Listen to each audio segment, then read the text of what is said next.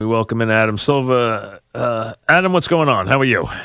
I'm good. Thanks for having me. And I just want to start by saying congratulations on the 30-year run. No, thank you. You a lot. Appreciate it very much. And the year is underway. How are things in the league? Things are pretty good so far, I'd say, right? You're happy with things? I think there are a lot of surprises around the league. We're seeing, a lot of young talent. Very good young players. Showcased. Yes.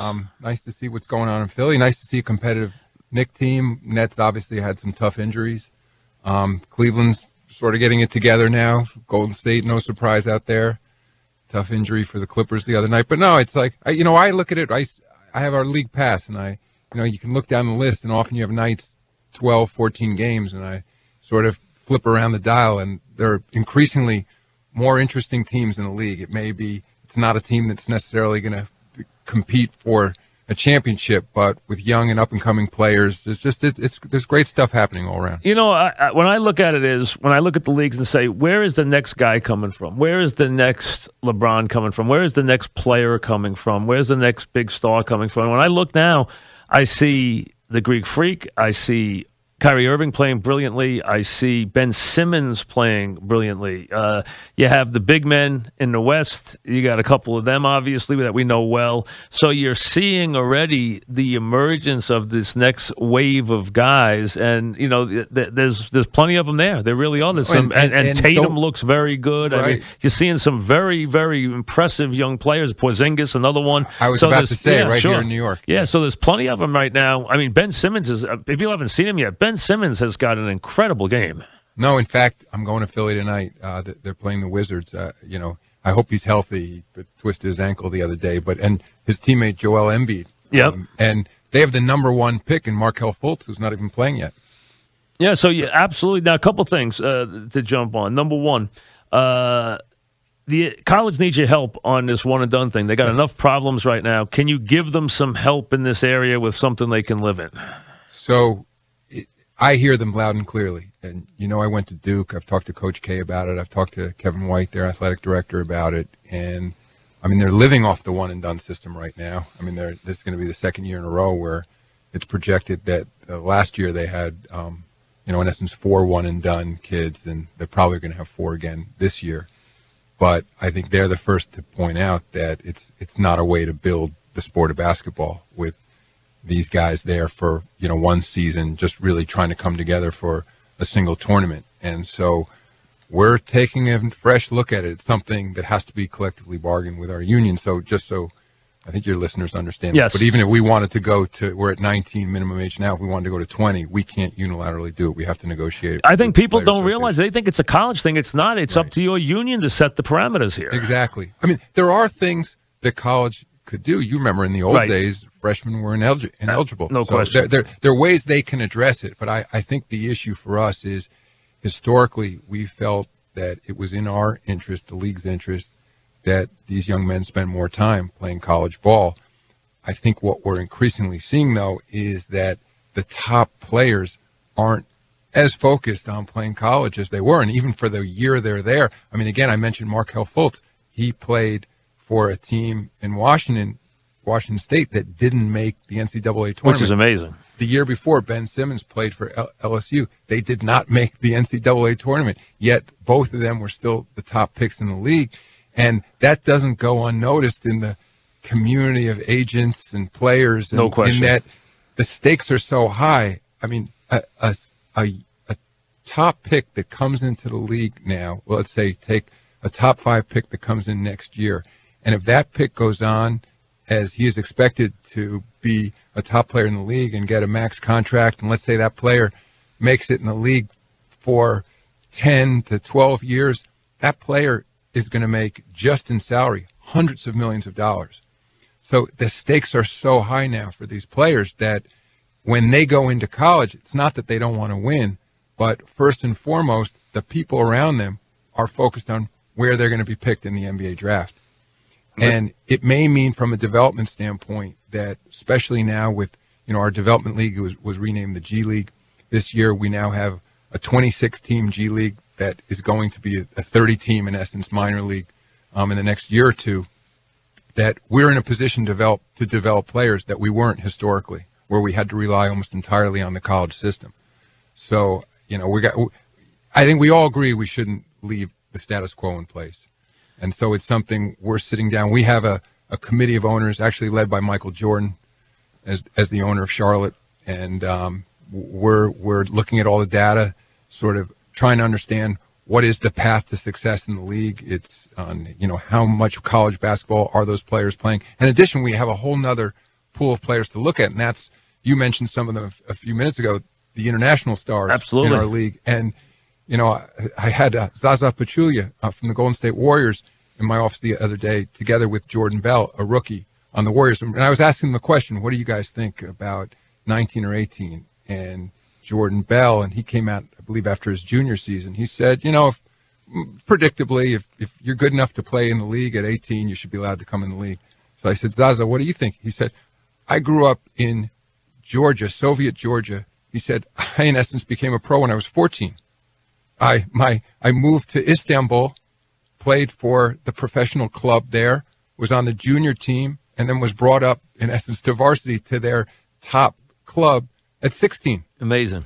And we know from international soccer, right, that those and top hockey stars, guys do it at a very young age. Yeah, yes. They're in the academy system, in essence, for Chelsea, Yep. and FC Barcelona, and Real Madrid, 12, 13, they're leaving home, becoming, in essence, full-time members of those organizations. So to me, I think now it seems that for most people, it comes down to, well, we're at 19, should we be at 20 or should we be at 18? I think whatever we do, we have to look more holistically at youth basketball, especially the whole AAU, approach, and how much basketball they're playing. Also, we're seeing a rash of injuries in our young players. And, in Little League, for example, there's a pitch count. There's no such thing in AAU basketball. And they play all year, these guys. All year. Yeah, and they play 11 months. They do. 11 months. And often you have some of these players at 15, 16 playing 8 games in a weekend. No question. Everybody talks about back-to-backs in our league. So that's another area where that's very true, and it's something you can pay attention to. I agree with you. It makes a lot of sense because it's your pipeline. There's no question. We're talking with Adam Silver, the NBA Commissioner. You've been very progressive on the gambling issue of the commissioners. You've been the most honest. You've also been the most advanced. The decision, it goes before the Supreme Court next week. Matter of fact, this week. And we might not find out till June. Christie told me June 30th is the deadline. Right. What do you think happens there? Do you think the states win and you're off and running? Is that what you expect? So the case that Governor Christie brought, but obviously even with him stepping down, it's still on behalf of the state of New Jersey, is in essence to ask the court to define unconstitutional the current federal law that bans most states from engaging in sports betting and has exceptions for the state of Nevada and some other smaller exceptions around the country. And it's unclear to me. The Supreme Court, the fact that they took the case, so there's 9 justices, and it takes 4 justices to choose to take a case. So we know there's at least 4 justices that are inclined to rule in favor of the state of New Jersey, and they need to convince a 5th justice. But so let's say it's 50-50 in gambling terms.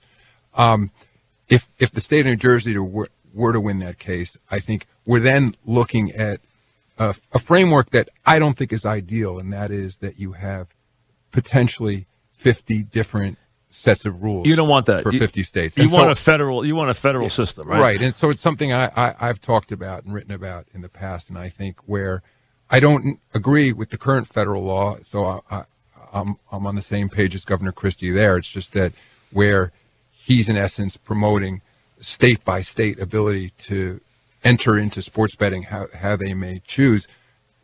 Our view and the NBA's view is let's have a new federal law that sets consistent guidelines from state to state, but at the same time gives states the option as to whether they want to allow sports betting in their jurisdiction. So if the state of New Jersey were to want it, their state legislature can choose to do it, and if South Dakota doesn't want to have it, they don't have to do it. But I think even if the state of New Jersey loses the case, I think there's so much more interest in doing something about this now on a federal level than there was even just a few years ago, that I think it's likely that Congress will act, because like all this discussion now about tax reform and deficits, everybody at this point, and that was the reason why I've taken the position I have. Not that I'm necessarily in favor of sports betting, although I don't think it's the evil a lot of people think it is. It's just it's happening. It's happening largely illegally right now, largely underground.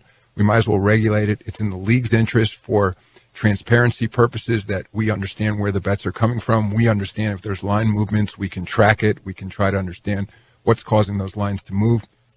And we can spot problem gamblers because people are using their credit cards. It's not, listen, I don't want to hide from it that people say I shouldn't be a hypocrite and not talk about where it could be good for business. Of course, it potentially could be good for business, not because we'll necessarily make money directly from the bets, but because it leads to more engagement. We all know that. No question. As fantasy has. Yeah, exactly. And it's gambling anyway. I mean, they can say it's not, but it's completely gambling, which we know. So, I mean, there's nothing. And I agree with you, it's forward thinking. So you would prefer, though, if you could handle it and run it the way you wish, you would prefer it was done federally. Is there anything you would want restricted? Is there any part of it you're worried about specifically? Is there any things you'd want outlawed? Well, I don't know. There's, as you know, you get into all these different prop type bets. Sure. And I think, we'd want to ensure that we didn't create incentives for odd things to happen that may not affect the outcome of the game, but might only be things that gamblers cared about. But interesting. I think for the most part, I think of it like the New York Stock Exchange, that if there's aberrational activity, they have sophisticated algorithms that spot it. In other words, if there's a merger that's about to be announced, but all of a sudden there's an enormous amount of stock movement, they track it and they try to understand who's trading on that stock, why they would have that information. I think it's no different in sports, that everyone knows there's lines, there's predictions based on past performance, based on who the players are. If something's being predicted that seems unusual, it causes leagues, people who are in charge of the integrity to take a look and to try to understand what's going on. I think for us, it probably would mean that we and maybe it's a combination with the other leagues, would have some integrity body that would have the power to look at those sort of things. And because on behalf of gamblers, what's interesting, of course, gamblers want to ensure that there's integrity behind the data too. More than anybody. Right, more than anybody. So Absolutely. They want to know everything's on the level. And I think for us, it's really a function of that and making it, in essence, consumer friendly, but at the same time having the ability to spot problem gamblers. I mean, it's like alcohol or anything else that's legal, but there's potential for issues. The vast majority of people drink responsibly, but some people don't. And so you need systems in place where you can deal with those issues if they were to come up. But just to be clear, obviously, there are lots of problem gamblers out there right now, but there's no transparency around it. It's either they're using cash or there's some way. And I think ultimately, if it's legalized, we'll be in a much better position to monitor any bad behavior, whether it's by people participating in the sport or people betting on it. I'm talking with Adam Silver, the NBA Commissioner. Why do you think that the NFL's had the problem they have with the protests and the anthem, and you haven't had a problem in a league that is by percentage, a very high African-American league in terms of population, which baseball isn't? That's been the reason baseball's been given. You haven't had any problems in your sport. Why? I'm not exactly sure. I will say that in our sport, I think maybe it's in part that the players have guaranteed contracts, that they feel safer speaking out on political issues that they care about, that there's a long tradition in the NBA going back, to Oscar Robertson, Bill Russell, to people who were, passionate union members who spoke out about societal issues that were important to them. I think it's a culture that's been passed down from player to player. Because we play roughly 3 games a week and our players do media before and after every game, they have this ongoing platform to speak to the public where NFL players may not. I think they're better known for the most part. Our stars, they're not behind helmets and pads. They're really front and center. They have embraced social media. So my sense is that our players feel that they have opportunities that maybe players in other sports don't, to make their positions clear. I mean, it's also the case that we have a rule in our league that the NFL did not have on its books, and we have a rule that requires players to be present on the floor and to stand for the anthem. It, of course, doesn't necessarily mean that our players if they were provoked, might not follow the rule. But that's a rule that was in place in our league before even David Stern was commissioner. It was put in place Larry O'Brien was the commissioner in the early 1980s. And it's been part of the tradition. And it's interesting, when people talk about patriotism, as I mentioned before, 25% of our league is comprised of players that aren't even American, but they see it as a matter of respect for the country they play in. So I can't say that there's something magical we did that if only the NFL had done, they would be in a different position. I think it's a very different league in a different situation. But the credit goes to our players. I don't think it's necessarily because we happen to have a rule on our books since the 1980s that the NFL didn't have. I think ultimately in talking to our players, they do respect our country. It's not that they don't understand that there's a role for protest, but I think they understand the larger issue and that they have other ways both to protest, but then ultimately to affect change. And again, so much credit goes to our players because they've done a lot of things that, and not all of it's been reported in the media or have the media been privy to. For example, in all of our team cities last year, we had private meetings among our players, police officers, and young people of color in those communities to talk about policing issues, to talk about why there have been misunderstandings and you didn't publicize this, right? And actually, Carmelo Anthony, when he was here in New York, was leading many of those initiatives. And we also happen to have a players association that is led by our top players, and that always hasn't been the case. Where Chris Paul is the president of our union, Carmelo Anthony is an executive board member, LeBron is, and so I think there are a lot of different circumstances that came together that put us in a different position than the NFL. Talking with Adam Silver, the NBA Commissioner. Now, since I mentioned the NFL, it was reported that you got a call from the NFL to test your interest. Is there truth to that? Is there any fact to that? Not from the NFL, but look, I'll just say I love my job. Did you get a call? Tell the truth. Did you I'm get not going to answer that. I did not get a call from the NFL. I will say that, but you got a call from an owner. I've been here for 25 years. I have no intention of going anywhere. You're an NBA guy, but that's not not a bad league to get a call from. Well, I love our league, and I've been. By the way, I've been listening to your coverage. I'll only say I am a Giants fan, but I'm not going to weigh in. I'm not going to get myself in trouble. But you can weigh in. I hear you, but you can weigh in on Eli. Go ahead. I have no expertise in football other than being a Giants fan. I'll leave it at that. And last night, your biggest star got thrown out of a game for the first time ever. So kudos to the official who had the nerve to throw him out, the gall to throw him out of the game. Well, I'll leave it at that. Kudos to him. I give him credit. No, it's like I give him credit to throw him out of the league. He did the official did what he thought was the right decision at that Dolan moment. puts the Liberty up for sale. Obviously, he has railed a couple of times about losing money with the Liberty. Does the NBA still need the WNBA? Does it serve a purpose if it's losing money?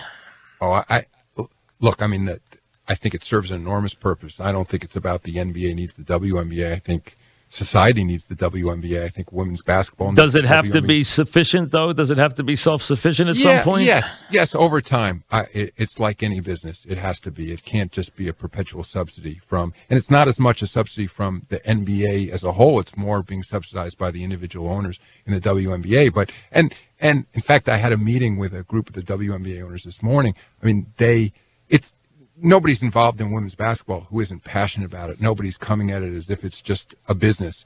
They care deeply about women's sports and women's role in society, sure, and how having a professional women's sports league can impact that. But at the same time, they're trying to turn it into a real business. And we're in the 21st year now of the WNBA, and we've made enormous progress. We have some of our teams are profitable now. We have a great television arrangement. There are profitable teams? No, some. Okay. There are, yes. Okay. Yes, absolutely. There are profitable teams. It's about break even from the league level. Ultimately, the issue in the WNBA is that it's not necessarily a problem with the television coverage because we have a good deal with ESPN. We need to get more people in seats, and I think it's. I've said this before. I think it's a marketing problem because I look at that league now, 20 plus years into it. The quality of the basketball has gone up in leaps and bounds. I mean, it's great basketball. It's fundamental basketball. You've got it's the number one participation sport for women in college, number one participation sport for boys and young men.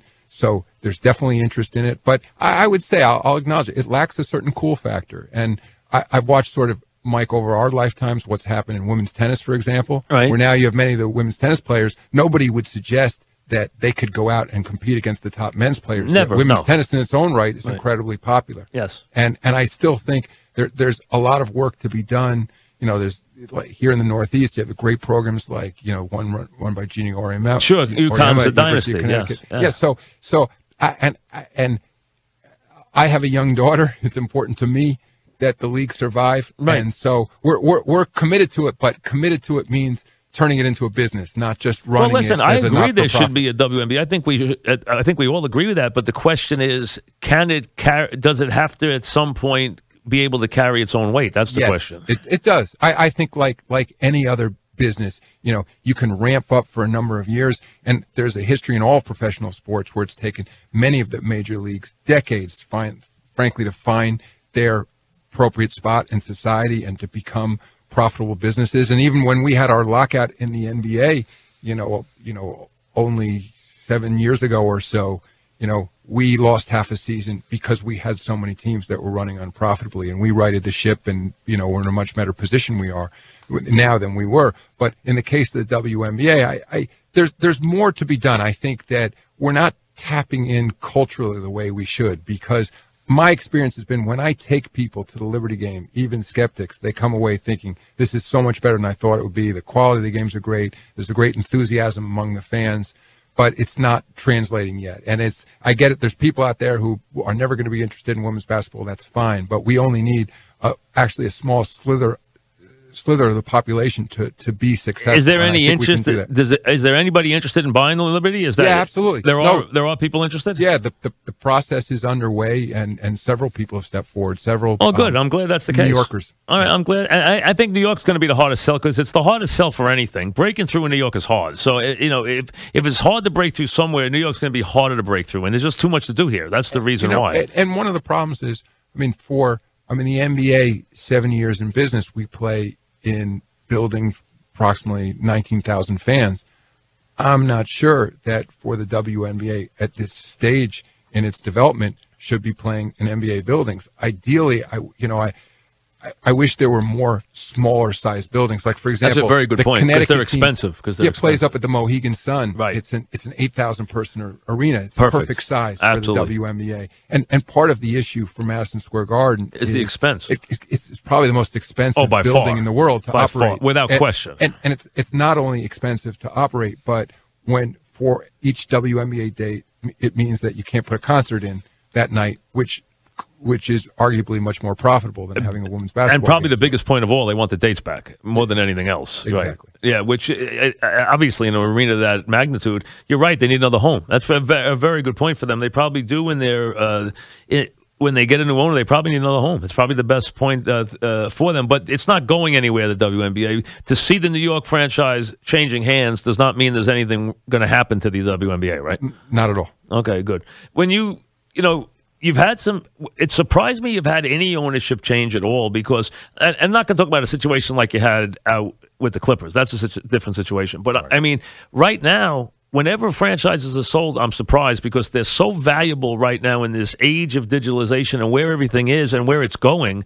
I think right now you'd want to grab hold and hold on to your franchise because the next 10 years could be unbelievable in terms of what could happen. I'm surprised whenever I see a franchise sold, like Houston or anything like that. It surprises me.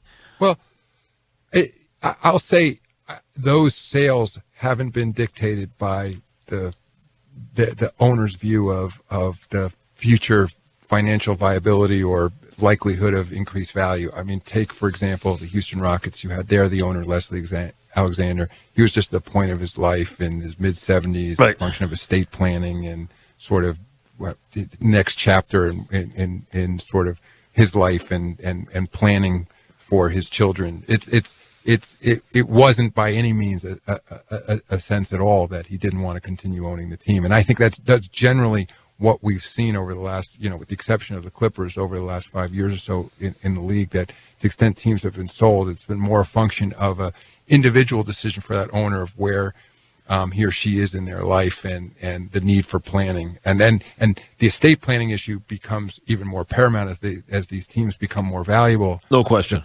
Taxation issues and other things. And then I think you also had a unique circumstance here in Brooklyn, where you have a Russian owner and issues at home. And it's interesting that what the deal he's done there, in essence, is he's sold an interest to this guy, Joe Tsai, who happens to be a Canadian resident, but he does business in China, Taiwanese parents, but one of the most successful businessmen in China, in that he's the co-founder of this company, Alibaba, which is sort of like Amazon. Sure. Right, it's the Amazon of China. Absolutely, yeah. And enormously big company. Yeah, yes. But with a path to control where Joe Tsai and his group won't take over for 4 seasons, but puts the team on incredibly sound footing, and also for our business as we grow globally.